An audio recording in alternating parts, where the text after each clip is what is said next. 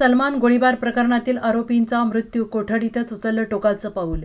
अभिनेता सलमान खान याच्या घरावर करण्यात आलेल्या गोळीबार प्रकरणात एक महत्त्वाची बातमी समोर आली आहे।